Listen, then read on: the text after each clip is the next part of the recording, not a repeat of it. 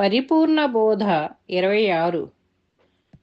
లేక నరుదెంచు ఎరుకను నీ కల సామ్యంబు చేసి నీ జాగ్రత్తనే ఏకంబు బట్ట బయలని నీ కల ఎరుకలను మాను మింతే చాలన్నా. చిక్కుల చదువు కంతు లేదన్నా ప్రాకటముగా బట్ట బయలున్న దరాయాక ప్రాకటముగా బట్ట బయలున్న దరాయాక చికాకుగా ఎన్నో చెప్పుచుండిరి చీచి లోకవాసన విడువరెందుకు నీకు మూలము గలదటన్నను. సూకరముకు శృంగమేర్పడి ఆకాశము బూచూచినట్లు నింతే చాలన్నా. చిక్కుల చదువు కంతు లేదన్నా. జై నిజ గురుభ్యో నమ. శ్రీ నిజానంద పోలోజు వీరయాచార్య విరచితంపైన శుద్ధని గుణపరతత్వ కందార్థ తెరువులలో పరిపూర్ణ బోధయందు ఈరోజు మనం 26వ కందార్థం. పూర్వాచార్యులైనటువంటి అచల సాహిత్య శిరోమణులు ఎవరైతే ఉన్నారో వారిని అనుసరిస్తూ రాస్తూ ఉన్నారో సామ్యముగా ఈ కందార్థాన్ని. ఎలా అంటే, లేకన్నరు దెంచు ఎరుకను నీ కల సామ్యంబు చేసి, లేకనే అరుదించి ఉన్నట్లుగా భ్రాంతి చెందించేటువంటి ఎరుకది ఏదైతే ఉన్నదో దానిని దేనితో సామ్యం చేయమంటున్నారు, దానిని దేనితో పోల్చమంటున్నారు? కళతో.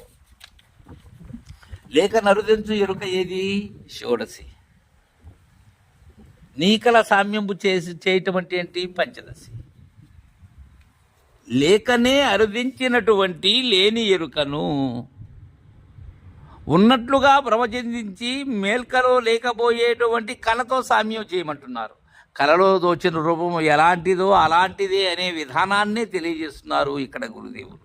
అలా సామ్యం చేయాలి అంటే ఈ స్వప్నము ఎరుక చేసి నీ జాగ్రత్తనే ఏకంబు బట్టబయలని. జాగ్రత్త అంటేది ఈ జాగ్రత్త స్వప్న సుషుప్తులలో ఉండేటువంటి మరుపు ఎరుకలలో ఉన్న జాగ్రత్త కాదు సుమా, గురు మేల్కా, అది జాగ్రత్త. అది ఎలాంటి జాగ్రత్త? అది ఇక మరపు రాని కలలేని అనిమిషుల యొక్క జాగ్రత్త.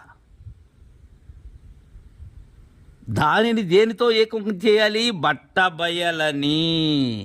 ఆ గురుమేల్కే బట్టబయలు, ఆ గురుమేల్కనే అతి రహస్యమైన బట్టబయలుగా ఏకం చేయాలి. ఇక్కడ ఎరుక కళ, మేల్కా బట్టబయలు. అలా సామ్యం చేసి నీ కళ్ళ ఎరుకలను మాను మింతే చాలన్నా. చిక్కుల చదువు కంతు లేదన్నా. చిక్కులతో కూడినటువంటి చదువులు ఎన్ని చదివి మాత్రం ఉపయోగం ఏమున్నది? అన్నీ జ్ఞానభూమికలే, అన్నీ నేర్చేసినటువంటివే, అన్ని చిక్కులు. అది విచ్చేదానికి వీలు కాదది. అందుకే మేలి పండును విచ్చరాదు, వేప పండును తినరాదు. ఎంత విచ్చాలి? బీర పీచది. ఆ చిక్కు తీర్చటం ఎవరి తరం కాదది. ఒకదానికి పీఠముడి, చిక్కుముడి అది, ఆ భ్రమముడి. దానికి అంతం లేదు. దానికి ఎక్కడ మొదలో తెలియదు, ఎక్కడ తుది తెలియదు. అలాంటిది అది, ఆ చిక్కుల తంతు అది. కావున కల ఎరుకలను మాను. మూలములైన గుర్తిరిగే శరీరము, కలలో దోచిన రూపం ఎలాంటిదో అలాంటిదే అనే స్థిరం ఇక్కడ. ప్రకాటముగా బట్ట బయలున్న దరాయాక చీకాకుగను ఎన్నో చెప్పుచుండిరి చీచి. చీకుడుతున్నారు ఇక్కడ నిజానంద పోలోజు వీరయాచార్యులు వారు. చీకాకుతో చెప్పారు.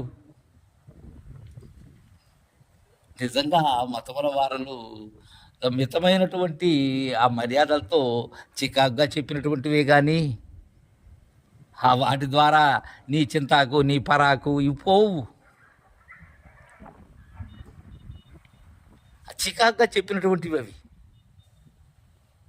కాకిగోళ,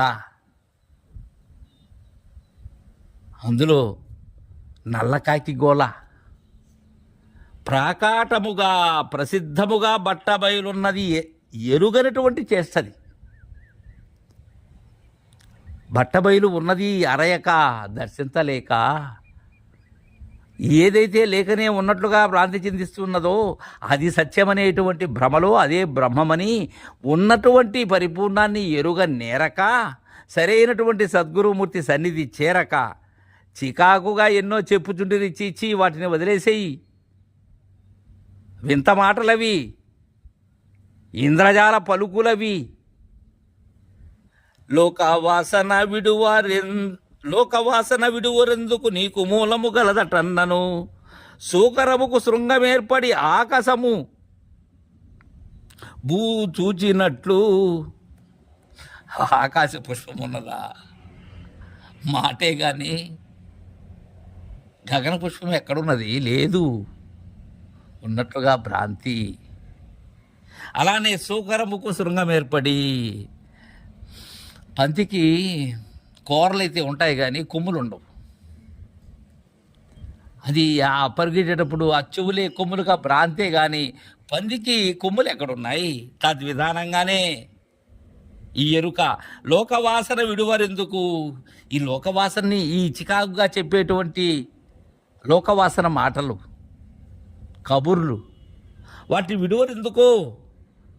నీకు మూలము గలదట్టన్నాను. నీకు మూలము ఉన్నది అంటే ఎలాంటిది? అది అడవి పంది కొమ్ములున్నట్లు, ఆకాశం పుష్పించినట్లు అనే విషయాన్ని చక్కగా మనకు తెలియజేశారు. తర్వాత మిత్రగంధార్థం రేపు ముచ్చటించుకుందాం. జై గురుదేవా.